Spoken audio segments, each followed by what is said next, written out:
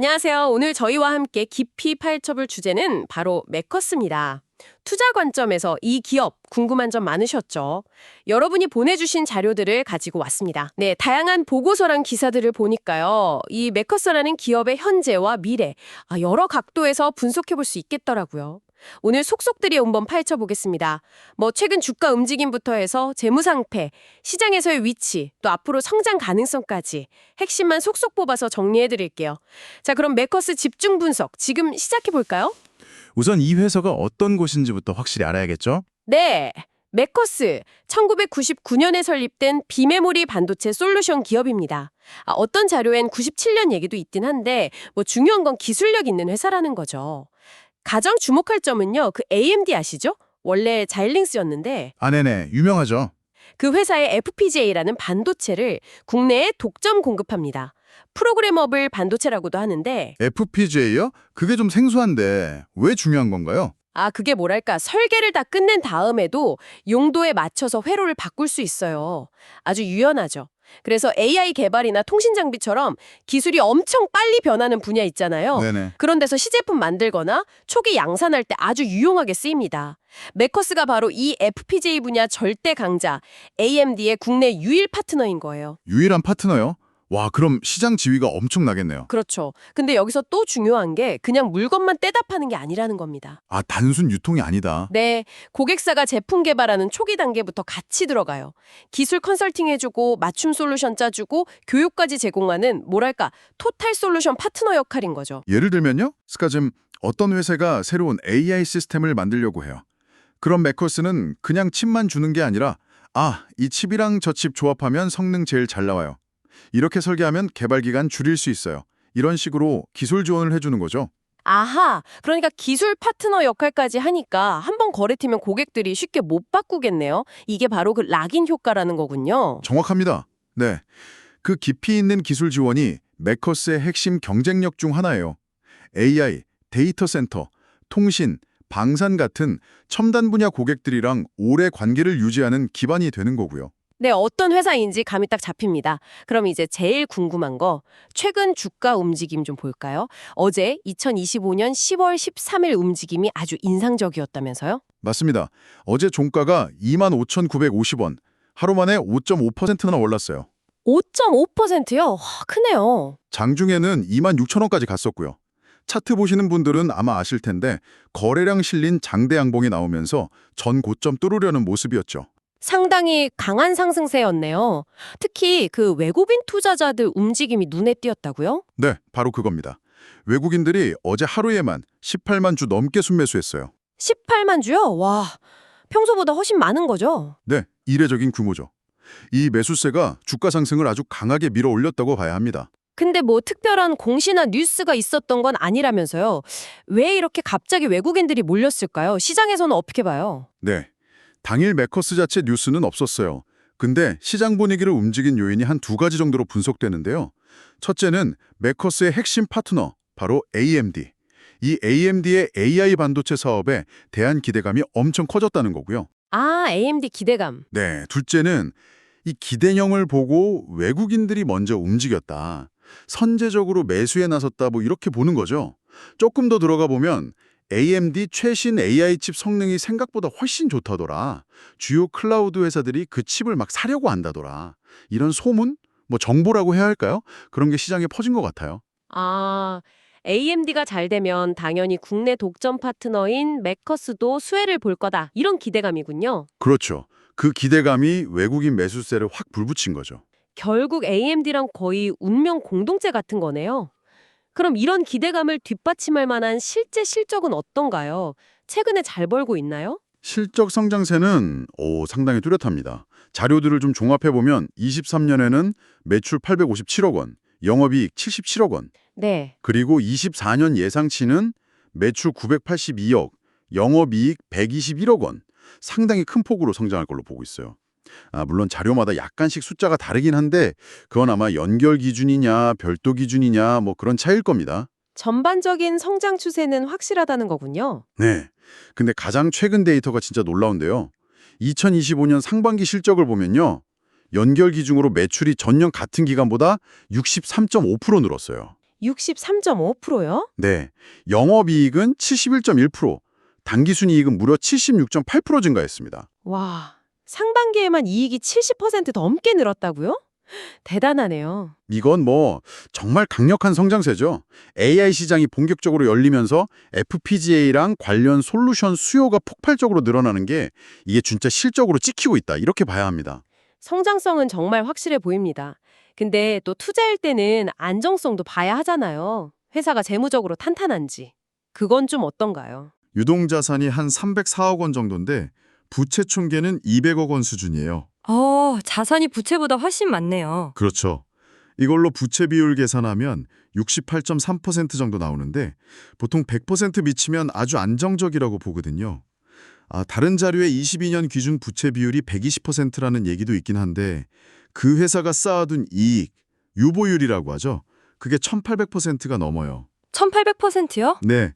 그러니까 전반적으로 보면 재무 상태는 아주 건전하다 이렇게 판단할 수 있습니다. 빚이 적으니까 금리가 올라도 이자 부담 적고 나중에 투자할 때도 유리하죠. 그렇군요. 수익성은 어떤가요? 돈은 잘 벌고 있는지 ROE 같은 지표요? 수익성 지표도 아주 좋습니다. ROE, 자기자본 이익률이라고 하죠. 주주돈으로 얼마나 이익을 잘 내는가 보는 건데 2024년 예상 ROE가 26.55%에 달합니다. 26.55%면 굉장히 높은 수준 아닌가요? 네, 아주 높죠.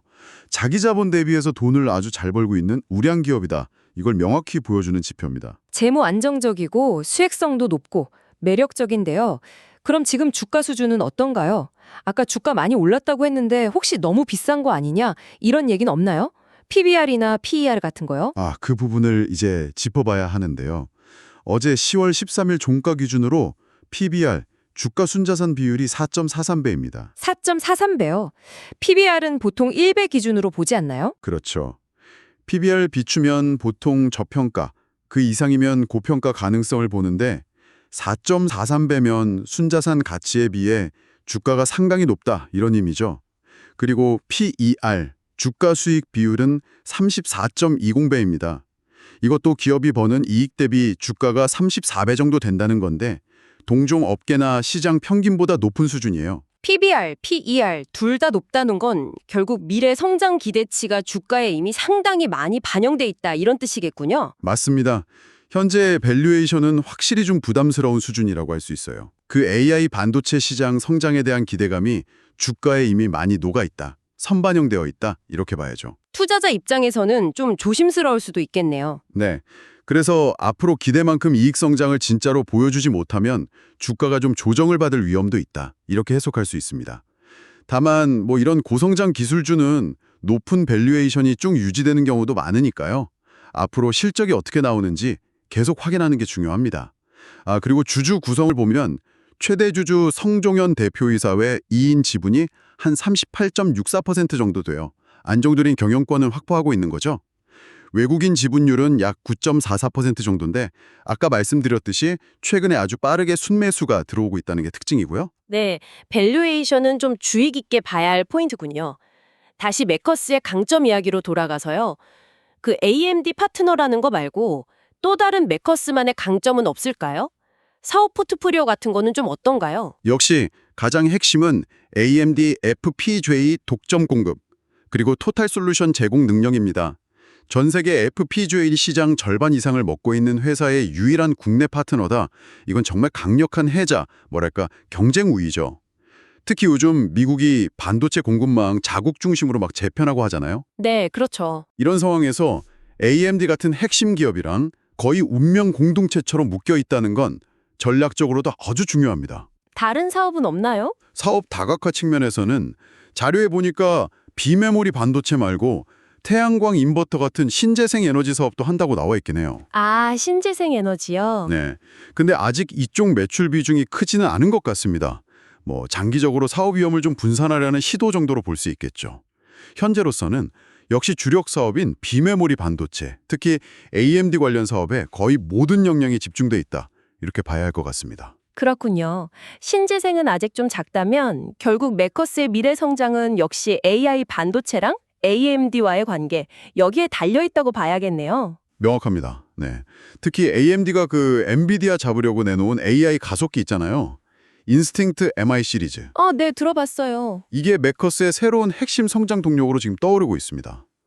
데이터 센터, 클라우드, 자율주행 이런 데서 AI 연산 수요가 폭발적으로 늘고 있잖아요. 그렇죠. 고성능 AI 가속기가 엄청 필요한데 메커스가 이 AMD 칩을 국내에 공급할 가능성이 높으니까요.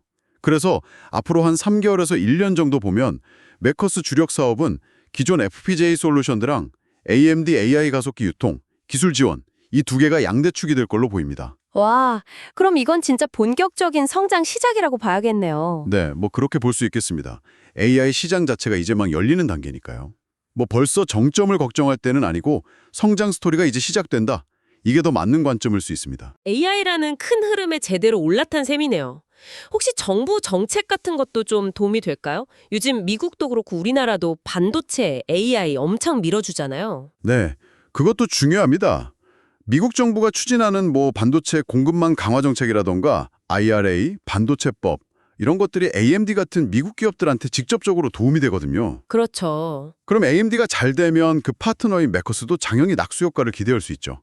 또 한국 정부도 AI를 국가 전략 기술로 정하고 막 지원하니까요. 국내 AI 반도체 수요가 늘어나면 메커스한테는 좋은 환경이 되는 거죠. 성장 스토리 좋고 정책 환경도 우호적이고 와, 근데 여기에 더해서 투자자들 귀가 확 솔깃해질 만한 소식도 있던데요. 주주 환원 정책이요? 맞습니다. 이 부분은 시장에서 정말 파격적이다 이렇게 받아들이는 것 같아요. 자료에 따르면 메커스가 앞으로 3년에 걸쳐서 총 600만 주의 자사주를 소각하겠다고 발표했어요. 600만 주 소각이요? 그게 전체 주식의 어느 정도나 되는 거예요? 지금 메커스 총 발행 주식 수가 한 1,600만 주 정도 되거든요. 네. 그럼 600만 주면 전체 주식의 약 37%에 해당합니다. 37%요? 와, 거의 3분의 1 이상을 없애겠다는 거네요. 네, 엄청난 물량이죠. 자사주를 사서 소각하면 유통 주식 수가 줄어드니까 기존 주주들 지분 가치가 올라가는 효과가 있습니다. 뭐 주당 순이익 EPS 같은 지표도 좋아지고요. 이렇게 대규모 소각 계획은 회사가 주주 가치를 높이려는 의지가 정말 강하다는 걸 보여주는 아주 공격적인 정책이죠. 당연히 시작에서는 엄청 긍정적으로 보고 있고요. 정말 공격적이네요. 성장성, 안정성, 파격적인 주주 환원까지. 와, 매력 포인트가 많네요. 그럼 이 모든 걸 종합했을 때 투자 전략은 어떻게 가져가는 게 좋을까요? 자료들에서는 좀 어떻게 제안하고 있나요? 여러 자료에서 공통적으로 나오는 이야기는 역시 AI 반도체 성장 스토리를 보고 중장기적으로 접근하라는 겁니다. 단기 주가 변동에 흔들리지 말고 AMD와 함께 커나가는 큰 그림을 보라는 거죠. 중장기적 관점? 네. 다만 아까도 말씀드렸지만 최근에 주가가 너무 빨리 올랐고 밸류에이션 부담이 좀 있으니까요. 지금 막 따라 사는 추격 매수는 위험할 수 있다. 이런 경고도 같이 나옵니다. 그래서 주가가 좀 조정을 받을 때 그때 나눠서 사는 분할 매수 전략이 유효하다. 이렇게 제안하고 있습니다. 뭐 기술적으로는 22,000원에서 24,000원 사이 거기를 좀 중요한 지지선이나 매수 시점으로 보는 시각도 있고요. 아, 조정 시 분할 매수? 네. LS증권에서 목표 주가 33,000원 제시한 내용도 참고할 수 있겠고 전체 투자금에서 한 10에서 15% 정도 비중으로 가져가는 방안도 언급된 자료가 있네요. 하지만 이건 어디까지나 자료에 나온 분석이고 제안일 뿐입니다. 여러분, 투자는 항상 시장 상황 변수, 기업 변수를 다 염두에 두고 신중하게 접근하셔야 하고요. 최종 결정과 책임은 당연히 투자자 본인에게 있다는 점 꼭 기억하셔야 합니다. 네, 맞습니다. 명심해야죠.